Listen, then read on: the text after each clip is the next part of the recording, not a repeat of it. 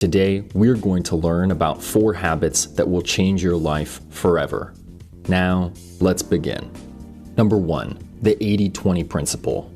In the late 1800s, an economist named Wilfredo Pareto observed that 80% of the land in his home country was owned by 20% of the population.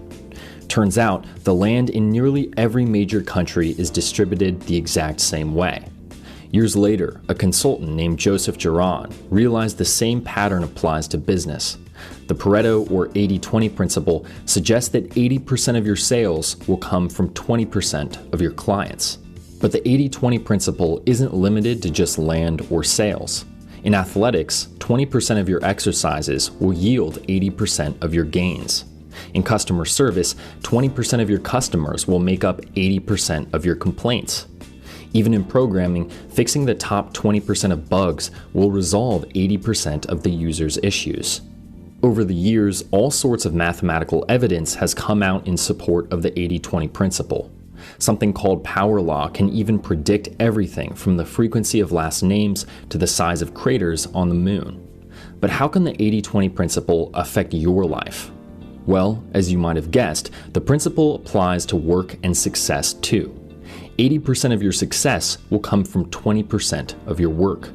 This means we waste the vast majority of our time. According to the Harvard Business Review, almost everything we do is unimportant. We spend 80% of our time distracted or inattentive. We're led astray by our environments. We're sidetracked by technology. Even when we are working, only a small percentage is actually worth our time. We'd like to think that we get as much out of our work as we put into it, but that just isn't true. Someone who spends 8 hours at work every day could accomplish less than someone who only works 8 hours a week. The key is to identify that all-important 20%. The 80-20 principle is also known as the law of the vital few. If that 20% disappeared, you'd fail. You'd make no progress. But if you concentrate on that 20%, the majority will flourish, making you successful in the long run. So how do you put the 80-20 principle into practice? When you make your to-do list, order it from most to least important. Then cross out the bottom 80%.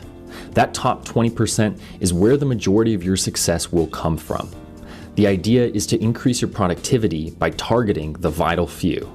Don't try to do everything. Don't try to make everything perfect. And make sure you never let a day go by without working on that top 20%. It may only take you an hour a day, but that hour will have a bigger impact than the remaining 23 ever will. Number 2, daily routines. Your routines should create a framework for your day. I say routines because ideally you should have 2 of them, one in the morning and one at night. Morning routines are intended to stimulate your body and brain. A good night's sleep supplies you with energy, so your morning routine should amplify it and give it direction. A morning workout, for example, invigorates you by jump-starting your metabolism and flooding your body with endorphins. Consistency is especially important for morning routines. Many people find it challenging to motivate themselves to work out or spend time setting goals. It may be tough at first, but a consistent morning routine will help you build self-discipline. Not only will this make your routines easier, but the benefits will also carry over into your work. You'll have an easier time focusing while feeling confident and clear-headed. So what should a strong morning routine look like? They actually differ for everyone. You ultimately decide the routine that works best for you. Some people run, eat breakfast, and listen to a podcast. Others make lists and read the newspaper. Whatever routine you choose, make sure it leaves you energized and inspired. So what about after a long day of work? What should you do then? The purpose of an evening routine is to wind your body down. Unfortunately, it isn't as easy as jumping in bed and binging a series on Netflix. A strong evening routine nourishes your brain while gradually preparing for bed. You can use this time to plan the next day, reflect, or do something fun. Many successful people set aside a block of time at night to work on their hobbies. As important as it is to work, it's just as necessary to relieve stress and do what you love.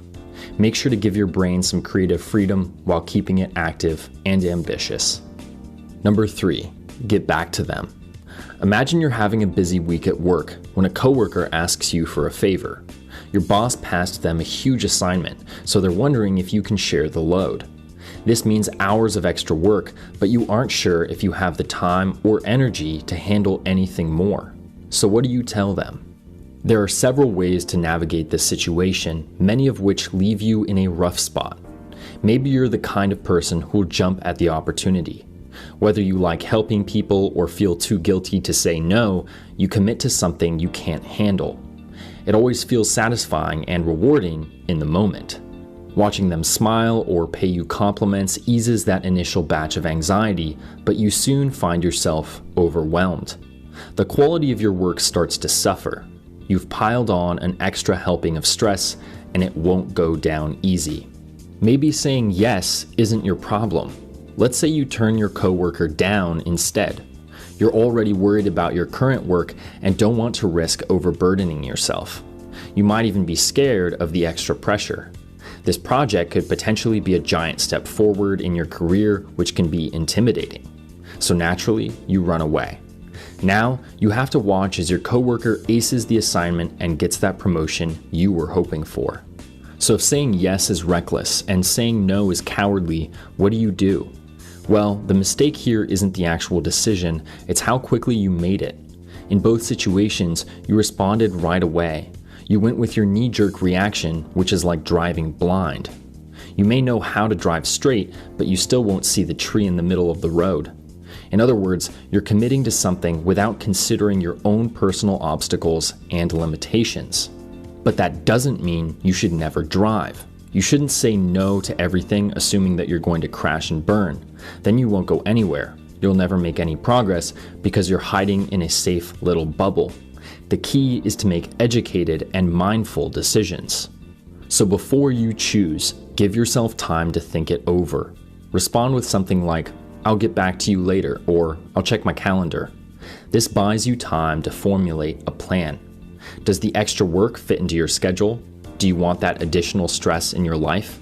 What new avenues could this opportunity open up for you?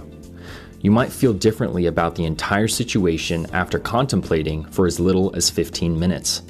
The emotional weight of the decision will subside. This will give you a clearer idea of what to do. In the end, you won't want things like guilt or fear making choices for you. And the best part is, you'll never offend anyone by taking time to think. You'll communicate that you value your own time while showing that you're taking their decision seriously. Even if you turn them down, a thorough no is always better than a half-hearted yes. Number 4, practice gratitude. Many people aren't aware of how often they complain. They don't realize how much time they waste mulling over situations that don't go their way. To make matters worse, they rarely take action. They'll complain about the same issue for weeks without making any effort to fix it. To be fair, it may not be your fault. It might be completely out of your control. But when you complain, you're only hurting yourself. Complaints trap you in a web of negativity. You become so focused on all the bad things that you don't pay attention to the good ones. This negative outlook can ruin your chances at accomplishing your goals because you've decided the world won't let you. When you're pursuing success, complaints are essentially excuses. They're just reasons why you aren't where you think you should be. Instead of complaining, learn to practice gratitude. Find ways to be hopeful and inspired instead of angry. Focus on the constructive parts of your life to nurture a positive perspective. This will keep you feeling happy and motivated. That way, when things don't go your way, you won't give up. When you fail, you'll try again. But how do you practice gratitude? It's actually pretty simple. Pay attention to the good in the world around you, no matter how small. It could be anything from your dog to the weather outside, as long as you enjoy it. The idea is to separate the positive from the negative. When something goes south, chronic complainers feel like their entire life is falling apart. Someone who practices gratitude can still recognize the dozens of positive things in their life. This gives them the motivation to grow and take action, while everyone else is focused on what went wrong.